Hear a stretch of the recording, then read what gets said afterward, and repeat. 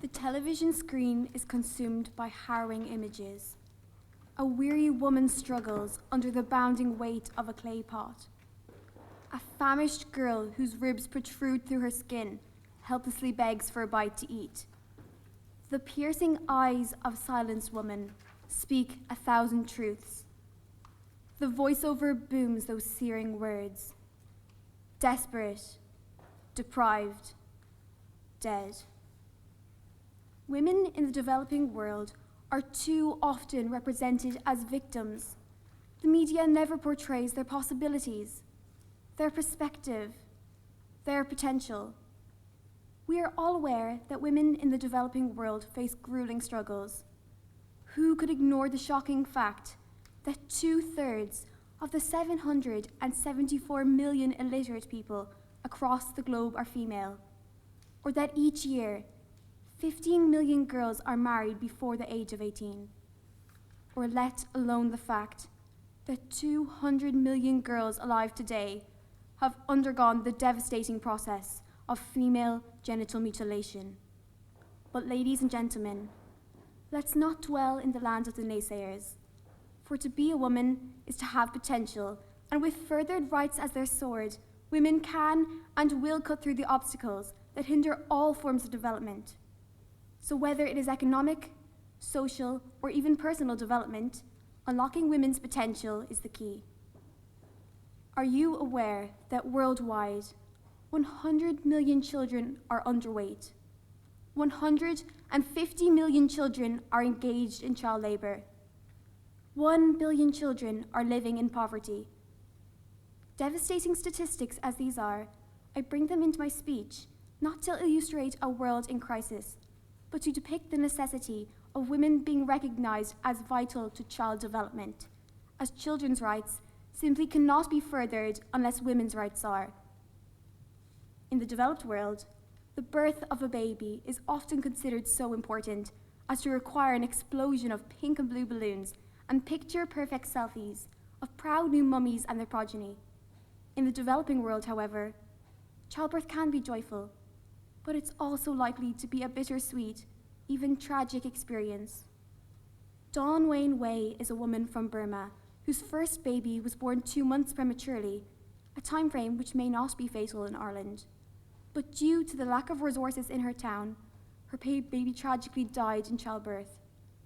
During her pregnancy, she had never been informed about antenatal or postnatal care for mothers. But when she was granted her right to health education through a local clinic initiative, she successfully gave birth to 2 happy and healthy children and felt empowered.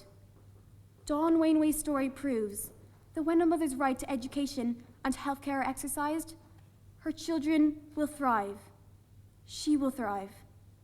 This is why gender equality produces a double dividend. It benefits both women and children, which in turn benefits all of mankind.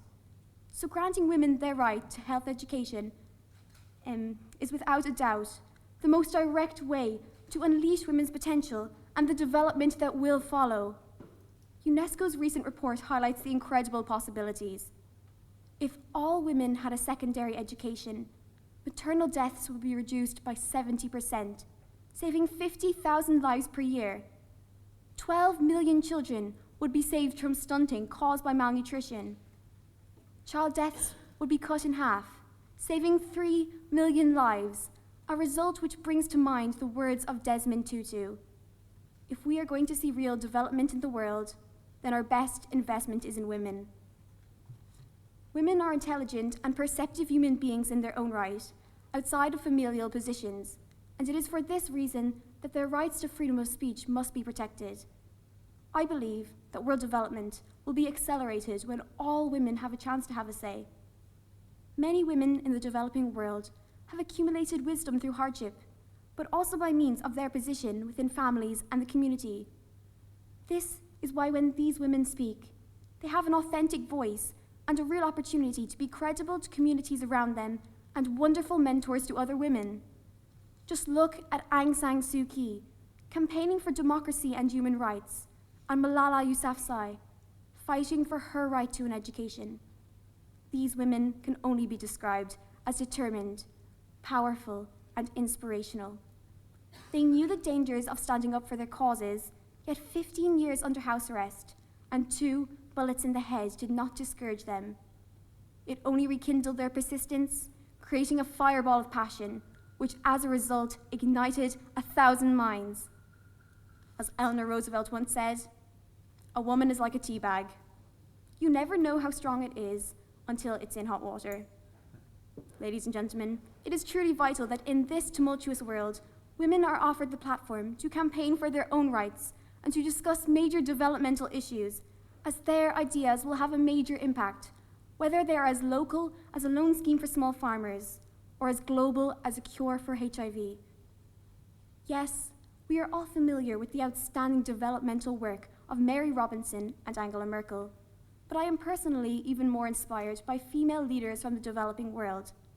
Take the Liberian president, Ellen Johnson Sirleaf, as an example. She advocated a nonviolent strategy to secure women's safety in her home country. And on a more community-driven level, the Kenyan councillor Amina Labarake also has a lot to add to development, with her campaign to encourage women to lead in combating drought and climate change. These are the kinds of authentic voices of which I speak. So many women in the developing world are burdened by their double role as workers and family care providers. However, this makes them resourceful and efficient. So when it comes to discussions of long-term development initiatives, such as ones to mitigate the effects of flooding over time, vital plans are made in the most challenging of circumstances, with unimaginable financial constraints. In cases like this, the world needs leaders who can work within limits, and these efficient women are certainly the answer, as I believe that when a resourceful woman is freely allowed to speak, without censorship and to a receptive audience, she will have the potential to truly affect developmental change. Too often, we see development as a black hole, an engulfing task that is too mammoth to tackle. However, I believe that we can tackle it, but to do so, we must no longer make our women victims, but consider them as the equal and intelligent citizens that they are. We must ensure that females all across the globe are given the opportunity to voice their ideas and contribute their unique qualities. We must realize, in the words of Hillary Clinton, women are the largest untapped reservoir of talent in the world. So ladies and gentlemen, unleash the potential and let the development commence. Thank you.